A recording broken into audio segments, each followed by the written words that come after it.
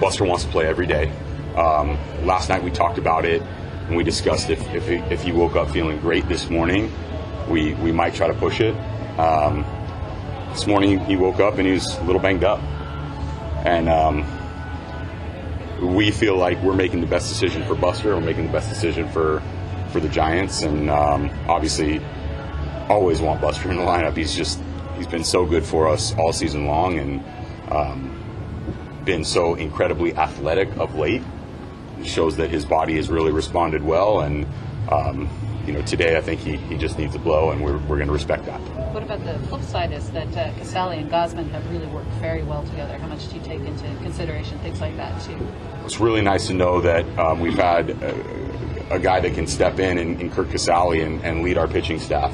He's done an excellent job with Gausman all year, but he's also done an excellent job with all of our pitchers all year, and for most of the season, he's given us very, very competitive at-bats. Early in the season was a bit of a struggle, as we all know, but since he came off the IL, he's been a quality at-bat for us very consistently, and obviously always confident when Casale is behind the plate. I think his record back there speaks for itself. I feel really good about him leading the way today. Would you consider using Buster off the bench? Always. Yeah, it's always a consideration. Obviously, it's going to be based on how his body is feeling, and it was a lot.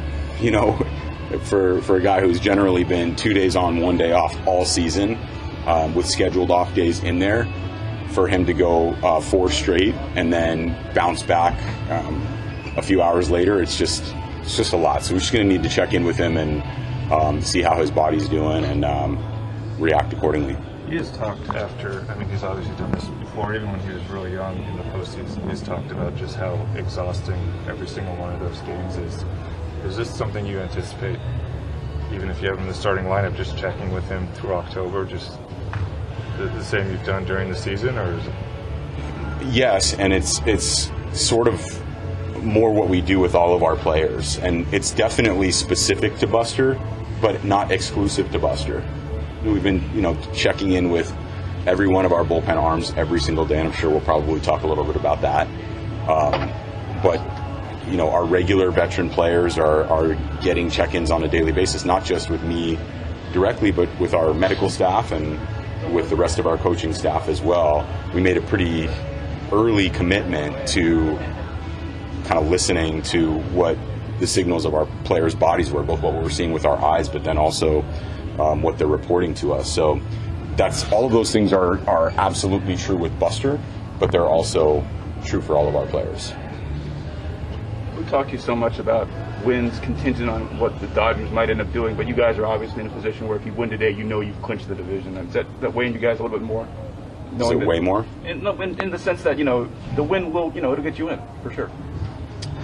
Yeah, I think we're going to approach today's game very similarly to the way we've approached every other big game to date, and I actually think it's important that we treat each game with that level of focus and intensity, and not do anything than we've done to win 100+ games so far this year. Just kind of stay the course, prepare the same way, have the same conversations, trust that process will continue to work, and if we need to make tweaks to it, we'll make tweaks to it. But I guess what I'm trying to say is it's kind of nice knowing that you don't have to worry about a scoreboard watch at all. It's irrelevant at this point now. We've stayed pretty focused on our games all season long. I think Alex Wood said it best a couple of days ago. We're pretty micro-focused, so on the step right in front of us, on the task at hand, getting ready for Musgrove and the Padres today. That includes our regular hitters meeting, checking in with all of our bullpen arms. Those guys, in the clubhouse right now getting treatment for day games. A few of our relievers will come out here and play catch. Guys are already in the cage and game planning. It's an important game, one that we are investing in heavily, like we do all of our games. Speaking of the bullpen, Gabe, is everyone on call tonight or today and for the bullpen? We're going to have a few guys down. That's just comes with our bullpen pitching a lot of innings for us, and it being a day game after a night game. We'll have a few guys that are going to be unavailable to us today. We're going to look to cover with some capable bullpen arms that have done good work for us in the past. What about the ball? Is he available for you today? As of this moment, he is. He's gonna play catch and see how he feels. He's been incredibly durable for us, and as of now, Duvall will be up. Okay, we've got Longoria out and Bryant in at third. I asked yesterday about Longoria and his at-bats. What did you see from him yesterday, or is this more like getting him a little bit better? It's a little bit of getting him a little bit of a breather. Bryant has had a nice track record of quality at-bats against Musgrove. And Longo, I think, he could use a day after a night. He's also been going pretty hard. It's challenging here as we get to the end. These games are so intense. And I know it doesn't seem like much, but the quick turnaround really matters for veteran players. And, all things considered, made some sense to get Chris's bat back in the lineup. And Longo will be definitely available for us to hit off the bench, play D off the bench, whatever we need from him. I'm assuming, with what you opened with, that even asking about McGee is probably, doesn't even make sense right now. We're going to check in with Jake. It's possible that we activate him for today. I don't know that that's a likelihood, but it's something that we're going to discuss with him. Yeah, speaking of which, what was it like to see that Duvall can come in that situation? I mean, 3-0 lead, and obviously is your usual closer type situation. He's able to handle it with ease. Say over the last calendar month, Duvall has done that pretty consistently. Yesterday was big, but I think we can all agree that there have been moments that have been equally intense, if not more intense, and he's handled those well also. So with Camilo, this is all brand new to him. He's certainly not pitched this much before, and the major leagues is relatively new. Games like yesterday, today, previous games are all brand spanking new, and he's handled them with grace. Those of us from out of town, where do you find an arm like that? I mean, he did have a minor league season. What did you know about him coming into this year? We knew that the stuff was electric. We also knew that he had struggled at times in his career with some command and control issues. I think he's done a really good job of repeating his delivery and repeating his release point, and I think those things have led to his more recent success. The stuff was always there. It was always really impressive, and that's dating back to last season. And did you know much about him in terms of a person before this year, or have you had the chance to get to know him better? We got to know him really well in spring training. Sorry to cut you off. You want to finish? Anything else on there?